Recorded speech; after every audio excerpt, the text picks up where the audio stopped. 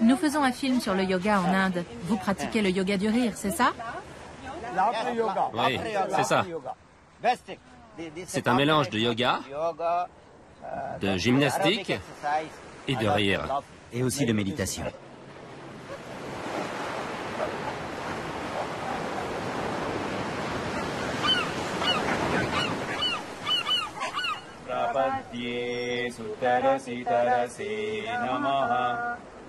Agni tvam parayanavyo asman svasti virati durgani vishwa. Ce que je vis et ce que je recherche à travers le yoga, c'est exactement la même chose que ce qu'elle vit et recherche de son côté. Grâce à cette pratique, nous pouvons nous retrouver dans cet espace à l'écart de tous les conflits qui peuvent émailler la vie quotidienne. Expirez, tête contre les genoux, et une longue inspiration, jusqu'au bout. Expiration, main à plat. Inspirez, quelle jambe? La gauche. La droite? L'autre jambe en arrière. Expirez en ramenant l'autre jambe. Bras en l'air et en arrière.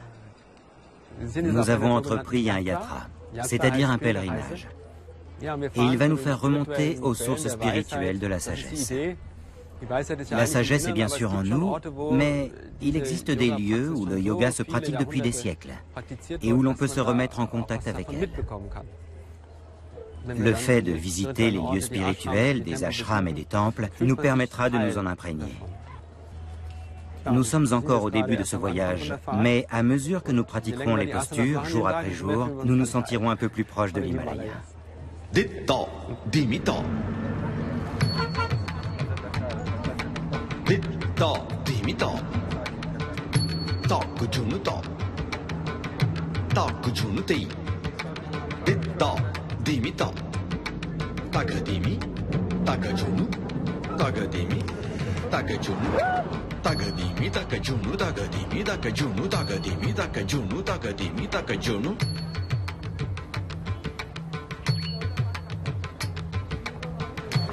Comment ils le font, hein? Non, il y a du monde, mais c'est remarquable, non?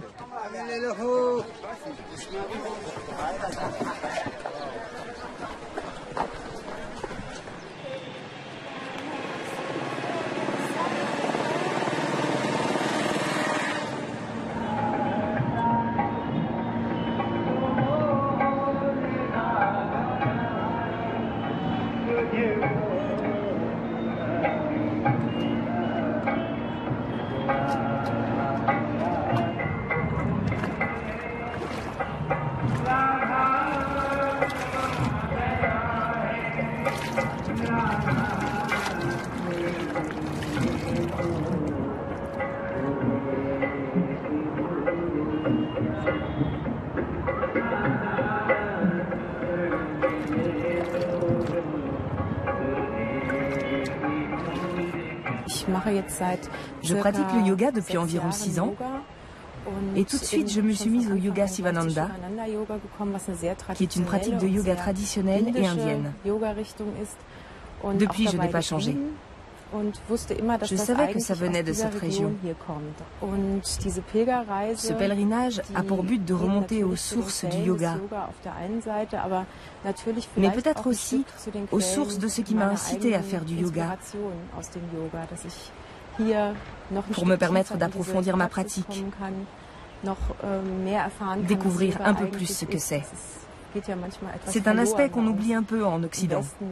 Quand on sort du travail en courant pour aller s'étendre sur un tapis, on perd forcément un peu de l'esprit du yoga. On l'envisage comme une pratique physique sans la méditation. Mais ici, j'espère que les deux aspects pourront se rejoindre.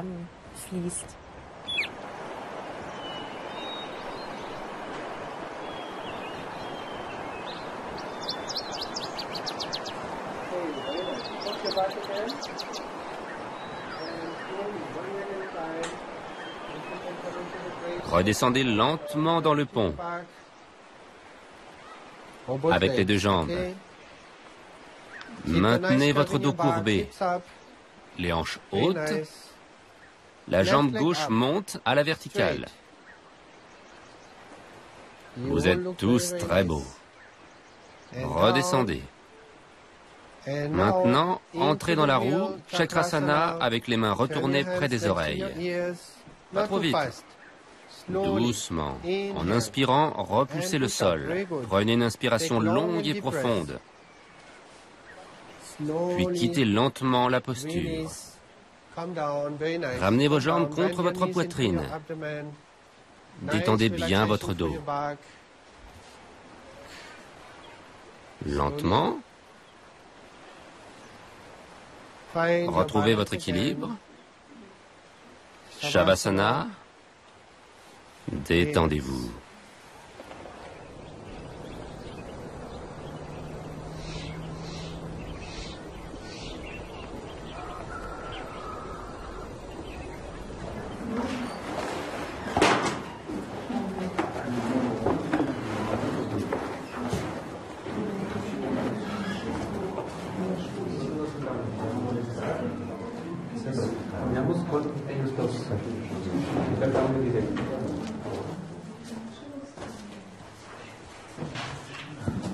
Aujourd'hui, nous allons voir ce que le texte classique du Hatha Yoga Pradipika peut nous apporter au quotidien, dans nos vies modernes, pour nous aider à dépasser le stress, les problèmes. Et nous verrons les 5 principes du yoga, tels que Swami Vishnu Devananda nous les a enseignés lorsqu'il est venu en Occident pour nous montrer comment les intégrer à notre vie. Les 5 piliers du yoga sont donc les exercices appropriés, les asanas, la respiration correcte, pranayama, la relaxation appropriée, shavasana, une alimentation saine, végétarienne, et puis la pensée positive et la concentration.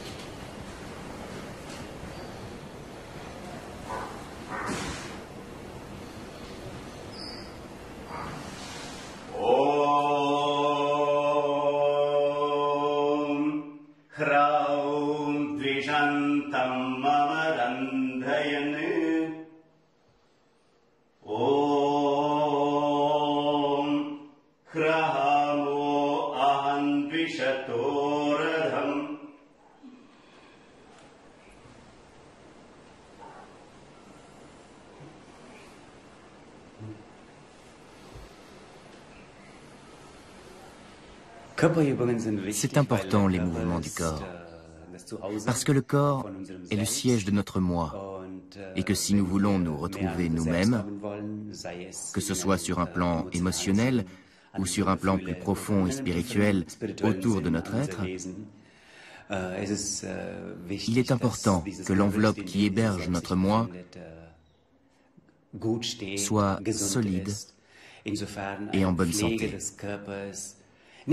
Soigner son corps, ce n'est donc pas seulement s'efforcer de rester en bonne santé, c'est aussi entretenir ce corps qui abrite le moi. C'est le sens du yoga et de la pratique des asanas.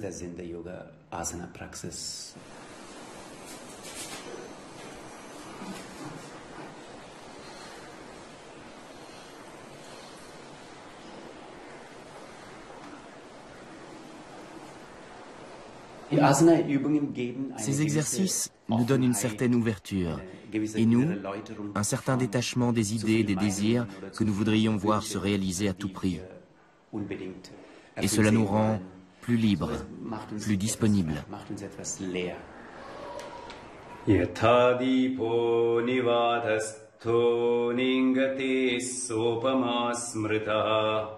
Yogino yadachittasya yunjato yogamatmanaha.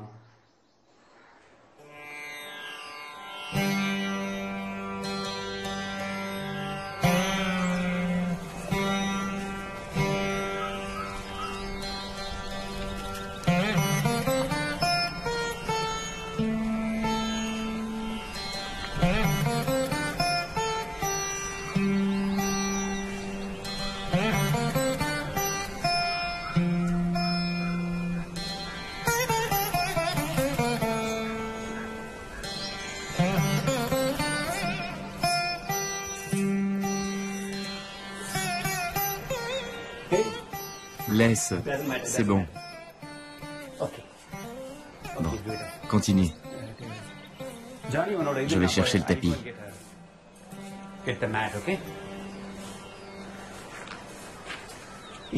Dans le Sankhya, la philosophie indienne, qui est la véritable source du yoga, on dit que le premier élément qui est apparu, c'est le son. On retrouve quelque chose d'approchant dans la tradition judéo-chrétienne qui dit qu'au commencement était le verbe. Chez nous, au commencement était le son. A, I, U, E, I, O, Au, Ça, ce sont les voyelles. On aborde ensuite les consonnes. Ka, Ka, Ga, Ga, Nga, und so weiter. La langue sanskrite contient énormément de sons. Et chaque phonème constitue un mantra, une formule sacrée. Et comme l'alphabet distingue 52 sons, chacun est associé à un point du corps. On envisage donc le corps humain comme une succession de sons qui servent de support à la méditation. On médite en passant en revue le corps qu'on se représente comme une série de sons. De cette manière, la tradition du yoga sanskrit honore la langue, le mot et le son. Et c'est pourquoi la récitation des mantras est aussi importante.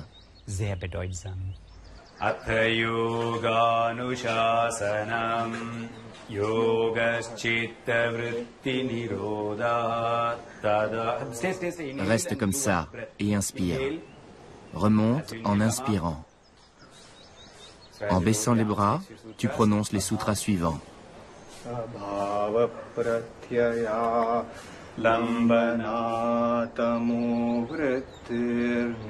Inspire. Sutra suivant.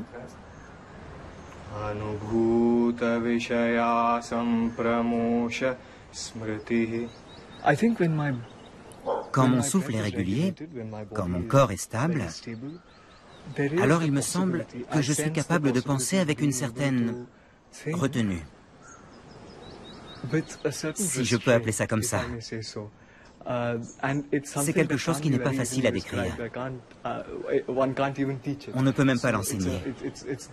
C'est la retenue de la pensée elle-même, de l'émotion.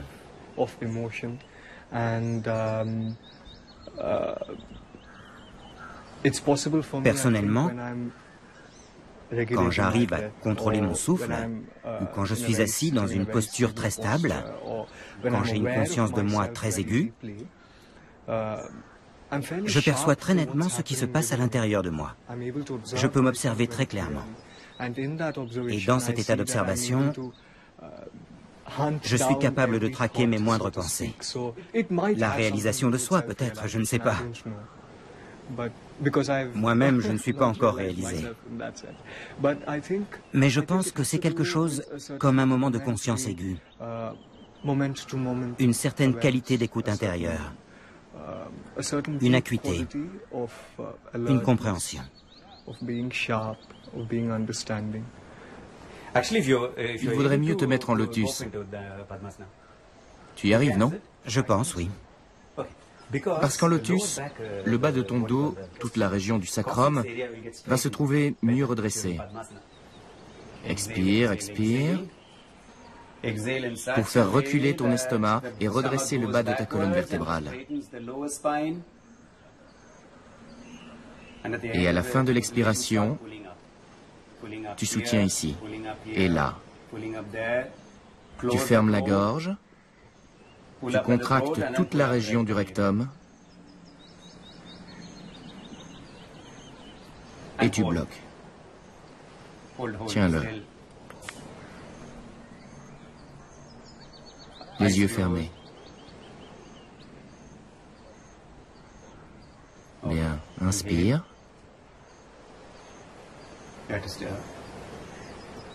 C'est le meilleur moyen d'aligner la colonne. Tu travailles sur la poitrine pendant que tu inspires. La poitrine, c'est ça. Recule un peu les épaules avec le poids de ton corps et tu inspires. Sur l'inspiration, tu viens en Jalandhara Bandha, rentre le menton rapidement. C'est ça. Et commence à expirer. Et pendant toute cette expiration, vérifie que le bas de ton dos et la région lombaire sont bien droits. Et relâche. Nous accordons beaucoup d'importance aux cours particuliers, parce qu'ils permettent de mieux stimuler l'élève, de l'inciter à pratiquer seul. Les exercices que je donne en cours, le programme que je compose, est adapté à un élève en particulier, en fonction de son niveau. Et c'est pourquoi on écrit toujours la séquence à la fin de l'heure pour pouvoir la donner à l'élève.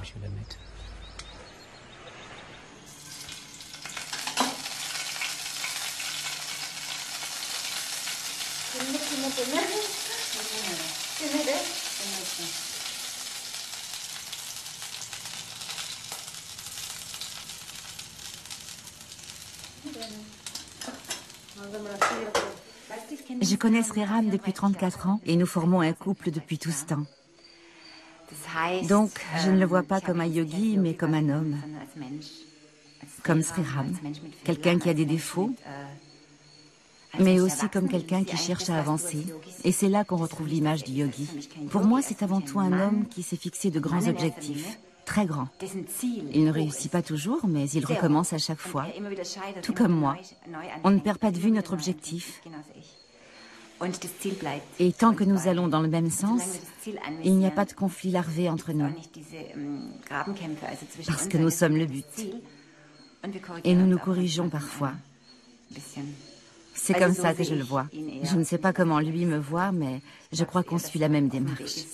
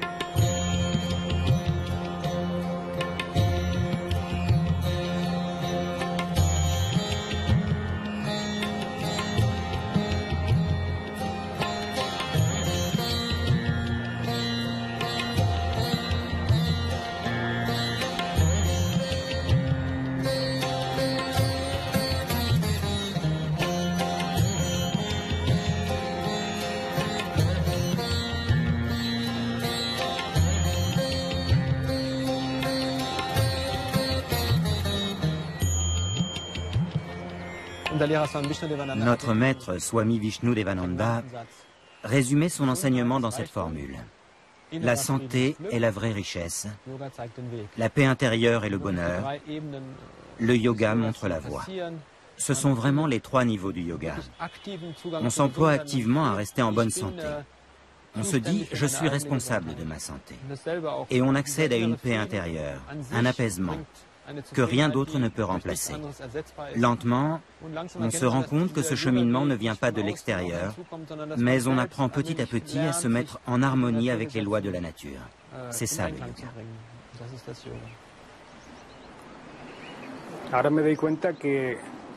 Je me rends compte de la chance que j'ai eue. Car il y avait beaucoup de choses dans ma vie qui n'allaient pas bien.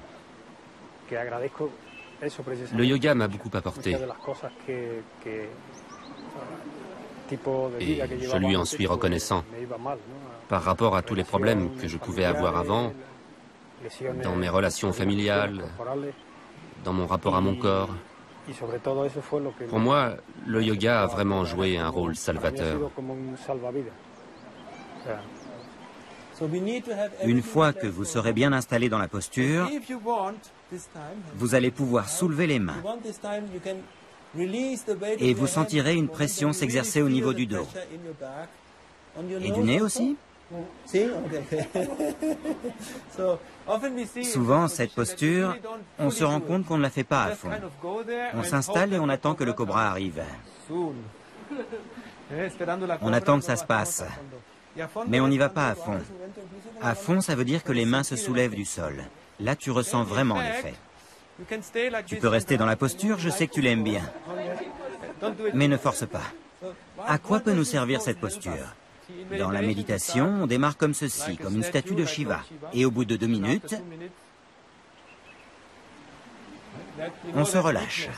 Dans cette posture, on a la poitrine en avant et le menton rentré. Et si on soulève les mains, on sent vraiment la posture.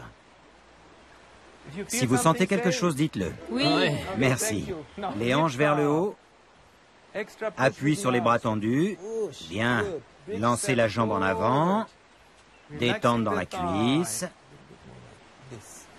Expirez, remontez. Tête contre les genoux. Et vous vous redressez. Les bras bien en arrière. Si je suis franche, d'une certaine manière, le yoga m'a sauvé la vie. De la manière que ça a complètement retourné ma vie. Si je suis à nouveau très honnête, avant j'avais pas mal de problèmes de drogue et d'alcool que j'ai complètement arrêté. Et j'étais même, voire un peu dépressive. J'étais pas du tout bien, pas heureuse. Et maintenant j'ai à nouveau une belle joie de vie. Ça m'a donné la force de vraiment maintenant vouloir créer quelque chose dans la vie, voire être professeur de yoga et de donner aussi cette joie et cette force à d'autres personnes. Ça m'a aidé à surmonter le décès de ma mère. Ça m'a donné la joie de vivre, tout simplement.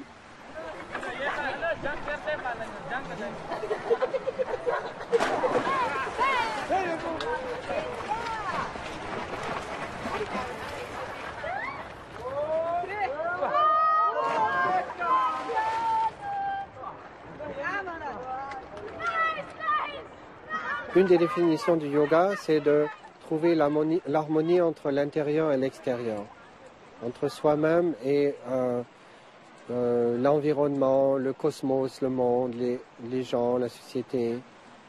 Donc quand on pratique le yoga, c'est très important qu'on pense à cela et qu'on sente que si on s'améliore, on apprend à se connaître soi-même, que ça nous amène à aller vers les autres. Donc une meilleure connaissance de soi-même apporte une ouverture vers l'extérieur.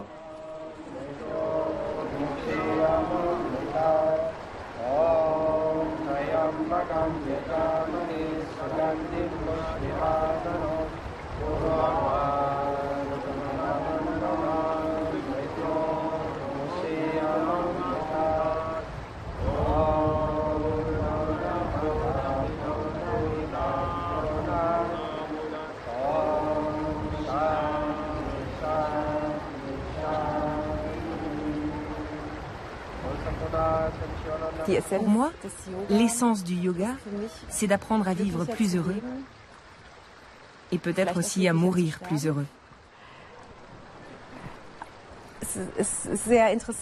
C'est intéressant de voir que beaucoup de gens viennent au yoga à un certain âge, et plus particulièrement à ce style de yoga qui a une approche globale. Il est évident que plus on avance en âge, plus on encaisse de coups. On a des amis qui meurent, les parents. On sent que la vie a une fin et que la mort est inéluctable, ce dont on avait encore du mal à se rendre compte 20 ans plus tôt. Mais ça vient plus vite qu'on ne croit. Et le yoga est un moyen d'appréhender la peur de la mort, mais aussi de supporter la mort de ceux qui nous entourent.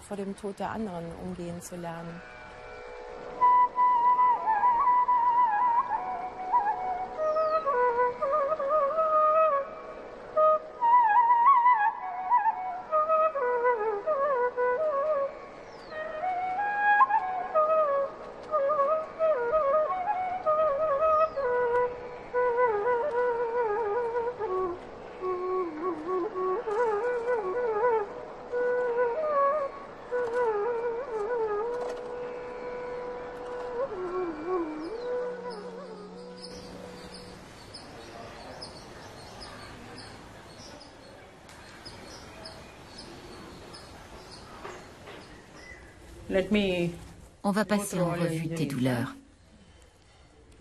Ton genou, comment va-t-il? Beaucoup mieux. Mais là, d'où vient la résistance? Ici. C'est une douleur ou une raideur? Les deux. Je vais tester quelques postures. On va essayer debout et tu me diras ce que tu ressens. On va essayer Tadasana, mais n'oublie pas cette fois-ci d'allonger l'expiration. Après 6 respirations, tu gardes les mains au-dessus de la tête, les pieds à plat par terre et tu resteras dans cette position le temps de 6 respirations. Tu me diras si la douleur est toujours là. Une longue expiration.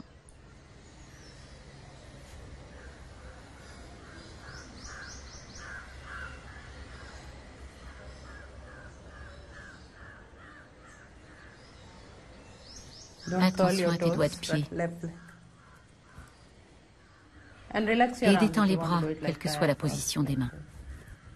6 respirations. J'avais un gros problème de souffle. Rien de grave, mais c'était un inconfort permanent. Et ça, le yoga m'en a complètement guéri. Ça ne me gêne plus. Et je le dois au yoga. J'ai essayé l'Ayurveda et d'autres choses, mais sans effet. Le yoga m'a guéri parce que c'est avant tout un travail sur le souffle.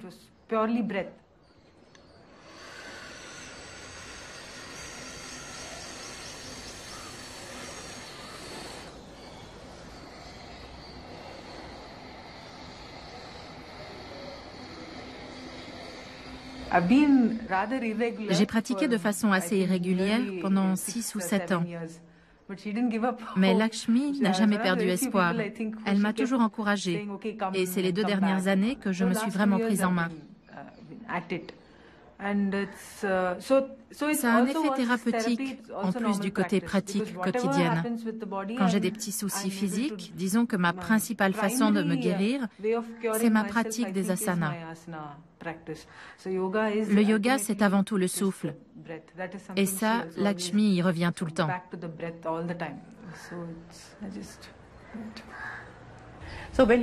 Quand on pratique le yoga, il faut que ça ait un effet. Ce n'est pas simplement « oh, je me sens bien, je respire bien ». Il faut que ça ait un impact sur votre façon de penser. Chaque pays a sa propre spiritualité, qu'elle soit religieuse, philosophique. Il faut savoir ce que le yoga signifie vraiment. Il faut aller chercher en profondeur. Par ailleurs, je pense que la pratique du yoga permet de rester en bonne santé, d'avoir une sensation de bien-être. Et le message que j'aimerais délivrer est le suivant. Il faut essayer de développer une sérénité intérieure, un esprit de tolérance. On peut très bien être actif du matin au soir, mais il ne faut pas que ça vous dépasse.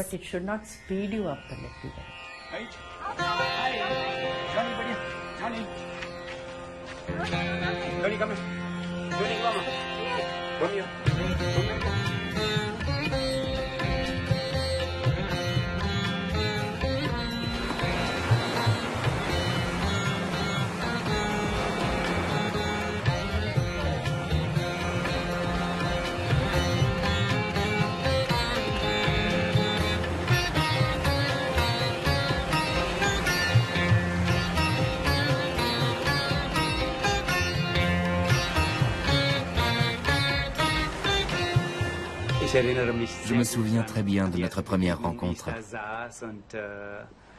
J'étais assis à côté d'elle. Je faisais de gros efforts pour lui parler en allemand.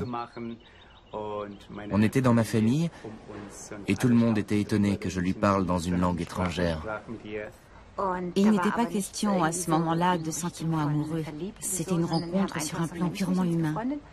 À l'époque, je ne pensais pas du tout épouser un Indien. La culture me semblait tellement... Je la respectais, je l'aimais. On a vite fait de se passionner pour l'Inde, les couleurs, les gens, mais je connaissais mes limites. Et il me semblait tout à fait impensable d'épouser un brahmane.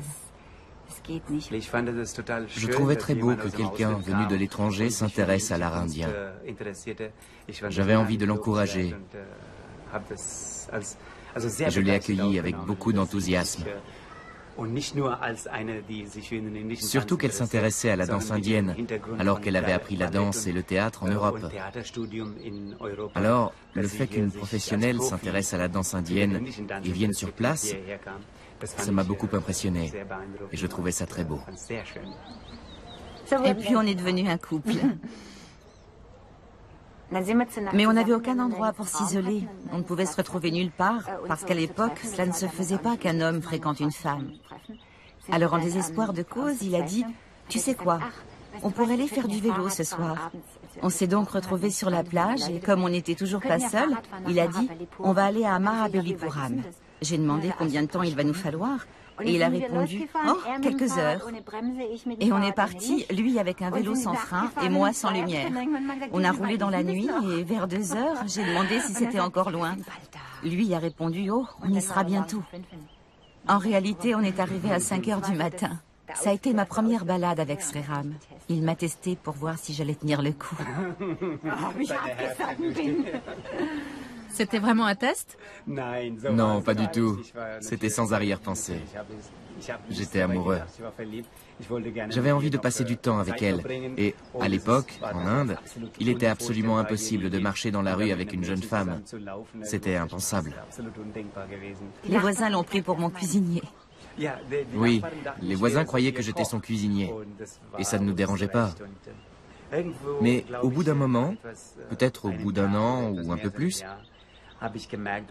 ça ne m'a plus convenu. J'ai eu envie de mettre ma famille au courant. Alors je suis venu l'annoncer à mes parents. Je suis d'abord allé trouver mon père,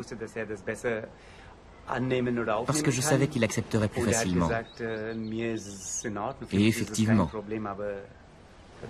il m'a dit « Je n'y vois pas d'inconvénient, mais c'est à toi de prévenir ta mère. » Je ne dirais pas que ça m'a surprise. Bien sûr, je ne m'attendais pas à ce qu'il parte en Occident et qu'il y reste de façon permanente. Mais j'étais sûre qu'il était différent, qu'il ne ferait jamais rien comme les autres. Il a fait des études d'ingénieur, mais je savais qu'il ne suivrait pas cette voie. Je savais qu'il était différent. Parce que c'est quelqu'un de très créatif.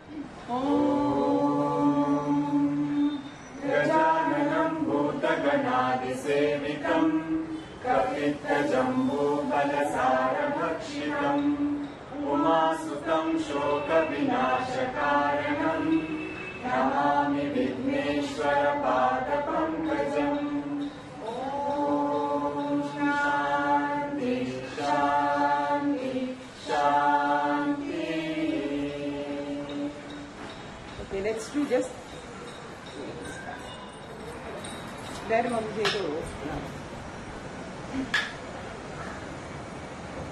Faites une tatada, comme échauffement.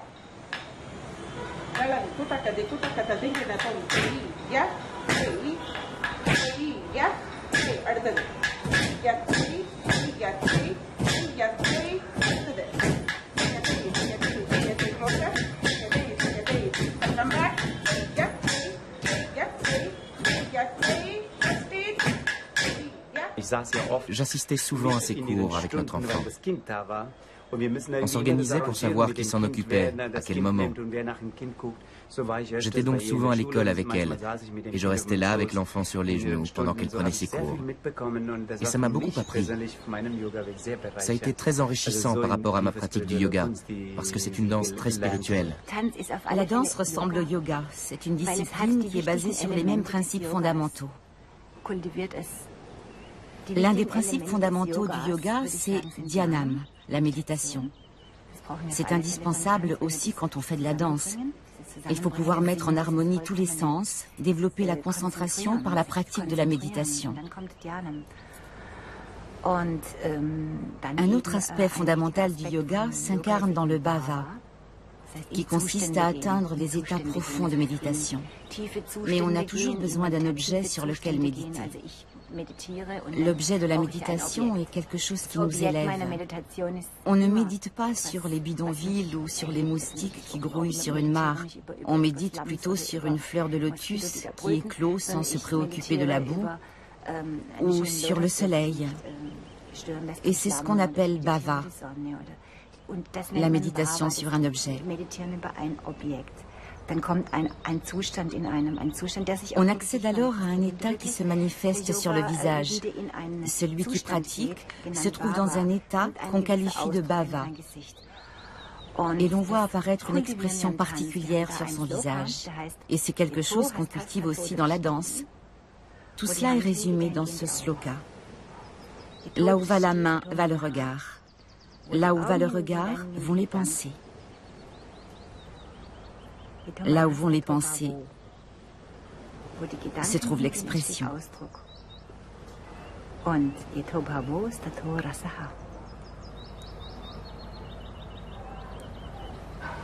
La fleur de lotus est éclose.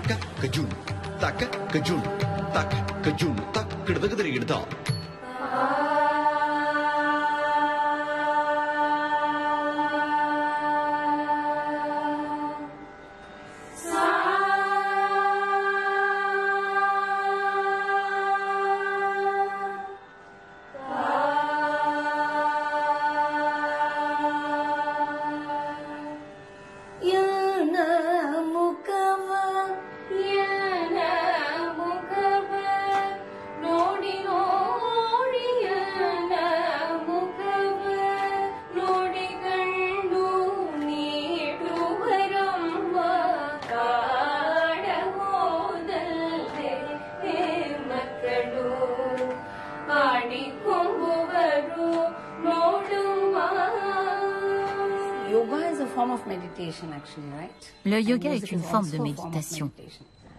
Et la musique aussi.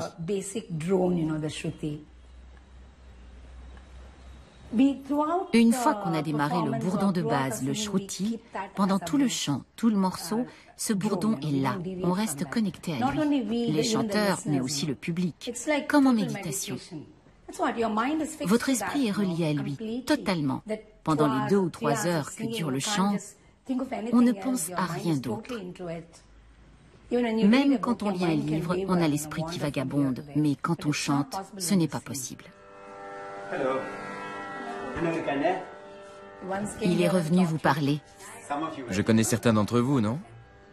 De quoi ont-ils besoin par rapport à la voix? Qu'est-ce qui te semble important? Le contrôle du souffle, c'est sûr. Ils n'arrivent pas à chanter, à soutenir le son sur la durée. C'est un problème de colonne d'air. En musique, ce sont 3 régions du corps qui entrent en ligne de compte. Nabi, ride et kanta, autrement dit le ventre, la poitrine et la gorge. C'est très important. C'est le bon alignement de ces 3 éléments qui produira la meilleure qualité de son. Une bonne respiration, c'est de ça dont vous avez besoin. Essayons pour voir.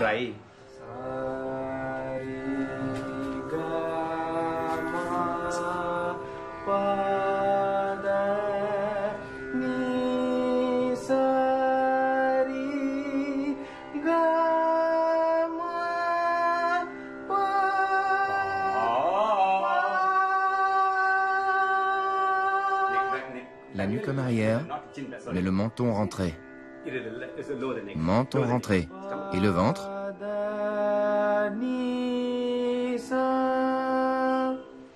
Expirez sur 3 temps, abdomen baissé. Essayez de visualiser votre diaphragme. Quand on inspire, le diaphragme se contracte et aspire l'air. Cette simple relaxation de votre diaphragme crée une vague de détente dans tout votre système nerveux. Observez ce qui se passe dans vos jambes quand vous prenez une lente expiration. Aucun muscle ne se contracte. Au contraire, les muscles ne demandent qu'à se détendre.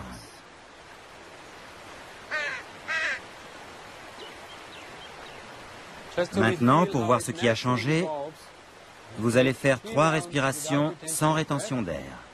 Mais vous allez inspirer sur 5 temps et expirer sur 10 temps. Expirez à gauche, 1, 2, 3, 4, 5, 6, 7, 8, 9, 10.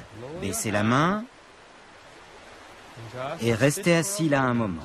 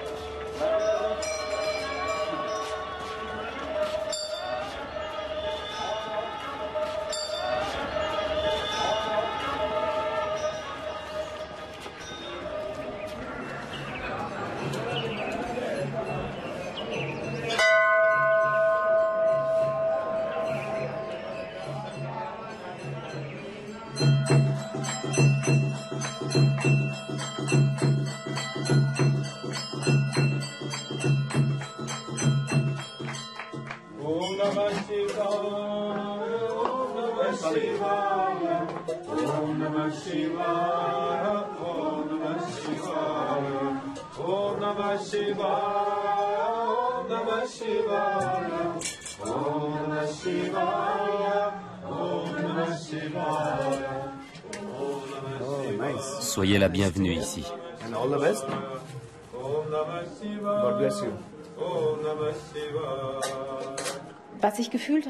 Ce que j'ai ressenti, c'est un accueil extrêmement chaleureux.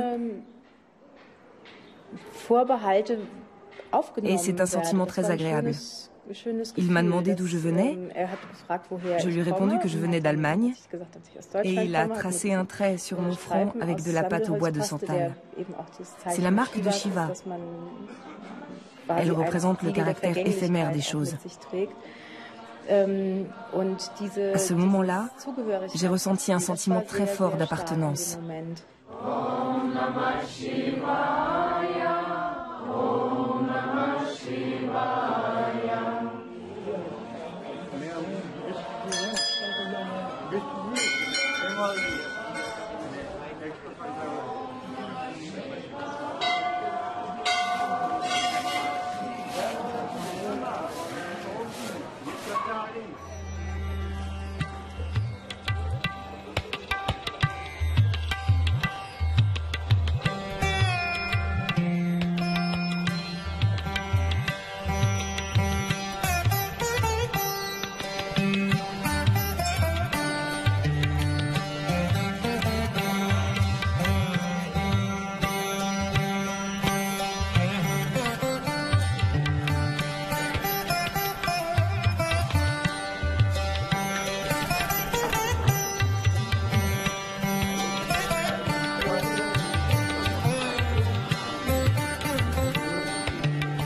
Pour nous-mêmes, nous qui pratiquons ces techniques, on ressent vraiment le besoin d'être en groupe ou d'être ensemble pour pratiquer. C'est beaucoup plus facile. Ce qu'on appelle le satsang, ou de se réunir ensemble autour de ces sujets de recherche de la vérité. Qui on est, quel est le sens de la vie, etc. Ce qu'on appelle le satsang, ou le fait de se retrouver et de rechercher la vérité ensemble. C'est plus facile au sein d'un groupe, d'une communauté, que tout seul.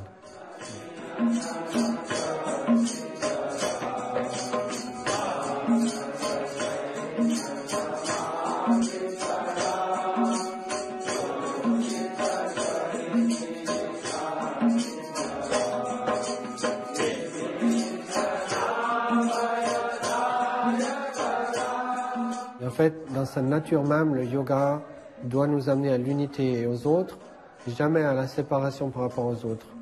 Si on se sépare des autres à cause du yoga, c'est qu'il y a quelque chose qui ne fonctionne pas complètement. Ça veut dire qu'on ne trouve pas ce fil avec l'unité. Le yoga, c'est l'unité. Donc tout a à voir avec cette unité. Donc si on va plus profondément à l'intérieur pour se trouver soi-même, et en se trouvant soi-même, on trouve les autres.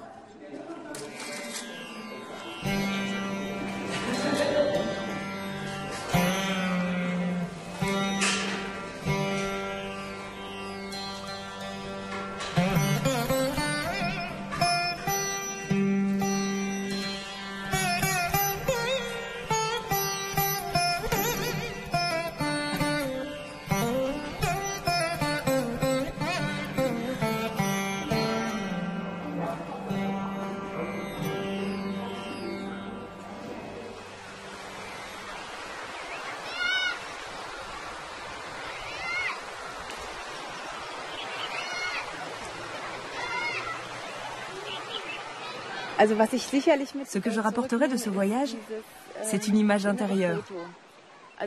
Une image que j'ai recueillie au contact de l'Himalaya. Les paysages ici sont très impressionnants. Ce que cela va m'apporter, et c'est déjà le cas, c'est que désormais, quand je vais méditer, ce sont ces images, toute cette pureté et ce calme que je verrai. Et c'est une très belle image intérieure. Je suis heureuse de pouvoir me concentrer sur cette représentation de l'Himalaya. En tout cas, je la porte en moi désormais.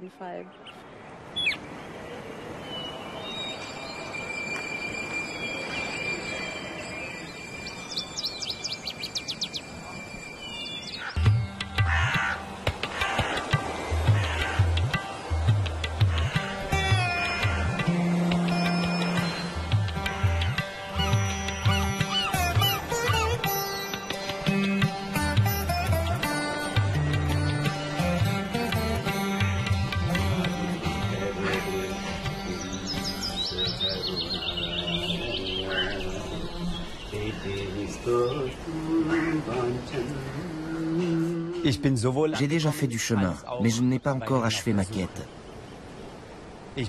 J'ai atteint un certain stade. J'ai appris à regarder avec recul et sérénité toutes les choses qui se produisent dans la vie et autour de moi. J'ai découvert cela grâce au yoga.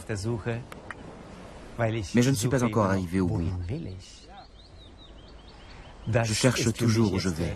Je n'entrevois pas encore clairement ce qu'on appelle ici samadhi, l'éveil que j'aurais envie d'atteindre. Je ne sais pas trop encore vers quoi je me dirige. C'est ouvert et cela me suffit.